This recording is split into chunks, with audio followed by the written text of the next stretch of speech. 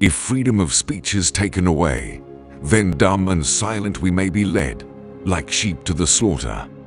My mother was the most beautiful woman I ever saw. All I am I owe to my mother. I attribute my success in life to the moral, intellectual, and physical education I received from her.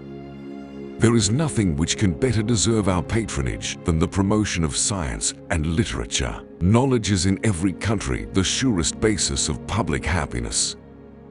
I hope I shall possess firmness and virtue enough to maintain what I consider the most enviable of all titles, the character of an honest man. 99% of failures come from people who make excuses. Let us therefore animate and encourage each other, and show the whole world that a freeman, contending for liberty on his own ground, is superior to any slavish mercenary on earth. Associate yourself with men of good quality, if you esteem your own reputation. For 'tis better to be alone than in bad company. Labor to keep alive in your breast that little spark of celestial fire called conscience. The turning points of lives are not the great moments. The real crises are often concealed in occurrences so trivial in appearance that they pass unobserved.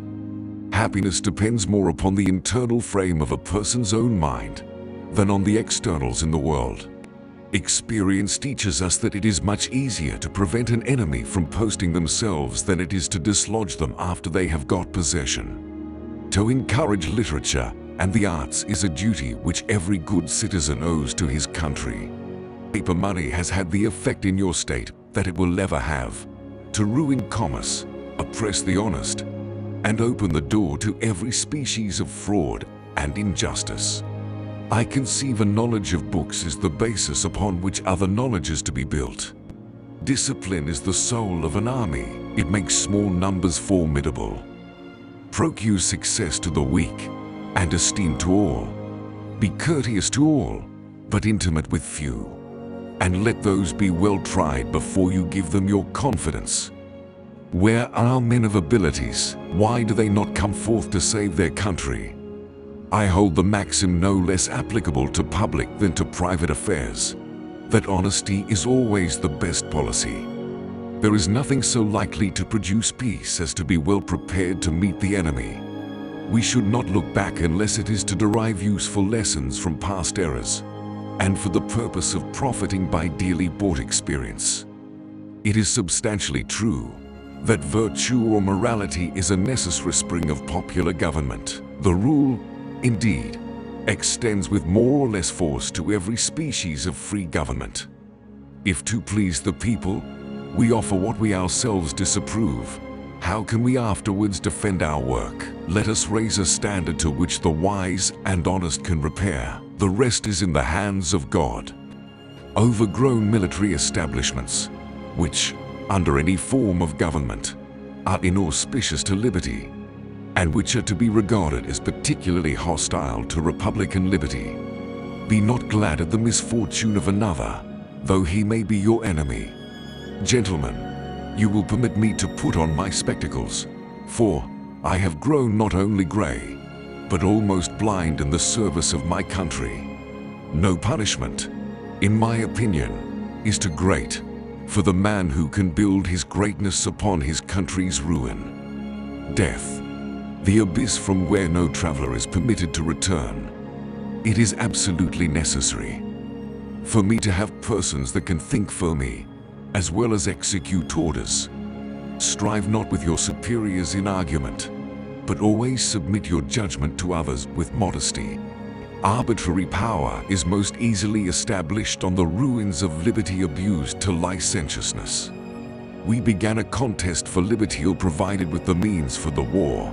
Relying on our patriotism to supply the deficiency, we expected to encounter many wants and distress. We must bear the present evils and fortitude. The basis of our political systems is the right of the people to make and to alter their constitutions of government. Individuals entering into society must give up a share of liberty to preserve the rest. A slender acquaintance with the world must convince every man that actions, not words, are the true criterion of the attachment of friends. Unhappy it is, though, to reflect that a brother's sword has been sheathed in a brother's breast, and that the once happy plains of America are either to be drenched with blood or inhabited by slaves. Sad alternative, but can a virtuous man hesitate in his choice? The time is near at hand which must determine whether Americans are to be free men or slaves. Wherein you reprove another, be unblamable yourself, for example, is more prevalent than precepts. One of the expedients of party to acquire influence within particular districts is to misrepresent the opinions and aims of other districts. Be courteous to all, but intimate with few, and let those few be well tried before you give them your confidence. Liberty, when it begins to take root, is a plant of rapid growth. No pecuniary consideration is more urgent than the regular redemption and discharge of the public debt. Unknown can delay be more injurious, or an economy of time more valuable. George Washington famously warned against ungenerously throwing upon posterity the burden which we ourselves ought to bear. Arbitrary power is most easily established on the ruins of liberty abused to licentiousness.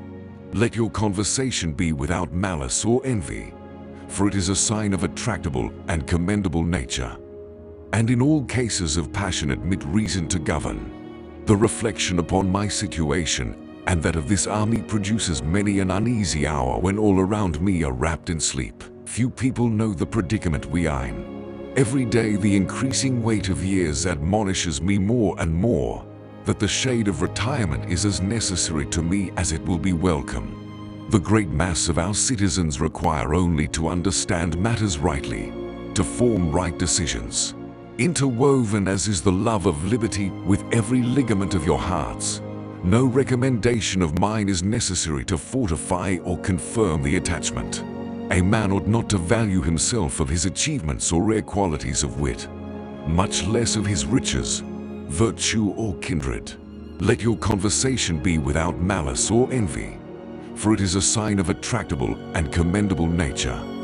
And in all cases of passion admit reason to govern. The gradual extension of our settlements will as certainly cause the savage as the wolf to retire, both being beasts of prey, though they differ in shape. Harmony, liberal intercourse with all nations are recommended by policy, humanity, and interest. If the cause is advanced, indifferent is it to me where or in what quarter it happens. We should not look back unless it is to derive useful lessons from past errors, and for the purpose of profiting by dearly bought experience. Associate yourself with men of good quality if you esteem your own reputation, for it is better to be alone than in bad company. Religious controversies are always productive of more acrimony and irreconcilable hatreds than those which spring from any other cause. How far you go in life depends on your being tender with the young, compassionate with the aged, sympathetic with the striving, and tolerant of the weak and the strong, because someday in life you will have been all of these.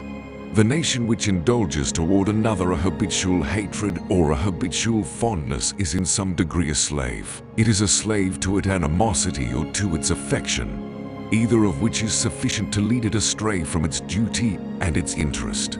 Reason and experience both forbid us to expect that national morality can prevail in exclusion of religious principles.